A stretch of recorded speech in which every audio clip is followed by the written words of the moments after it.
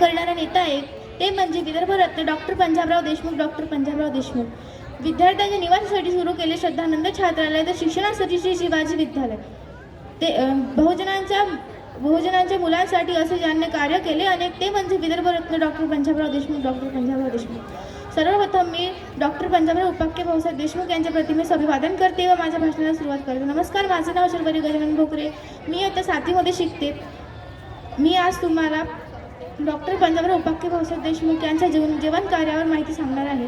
Doctor Panjabrao उपाख्य भाऊसाहेब देशमुख यांचा जन्म 27 डिसेंबर 1898 रोजी अमरावती जिल्ह्यात वापर या गावी झाला. त्यांच्या वडिलांचे नाव शामराव व आईचे नाव राधाबाई असे होते. त्यांचे मूळ आडनाव कदम होते. त्यांच्या घराण्यात असलेल्या वतनदारीमुळे त्यांना देशमुख हे आडनाव प्राप्त झाले. भाऊसाहेबांचे प्राथमिक शिक्षण त्यांच्या जन्मगावी झाले व माध्यमिक शिक्षण अमरावती येथे झाले. अमरावती जिल्ह्यातील हिंदू हायस्कूलमधून इसवी सन 1928 मध्ये त्यांनी मॅट्रिकची परीक्षा उत्तीर्ण केली. महाविद्यालयीन शिक्षणासाठी पुण्याच्या फर्ग्युसन महाविद्यालयात गेले. पदवी संपादन करण्यापूर्वी ते उच्च शिक्षणासाठी इंग्लंडला गेले. इंग्लंडला त्यांनी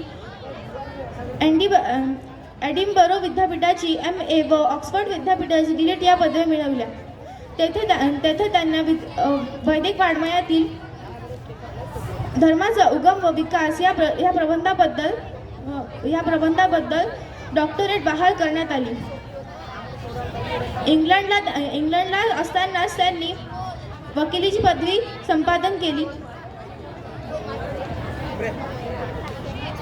डॉक्टर पंजाबराव उपाख्य भाऊसाहेब देशमुख यांच्या प्रतिमेस वंदन करते व माझे 2 शब्दाचे संपर्क. धन्यवाद.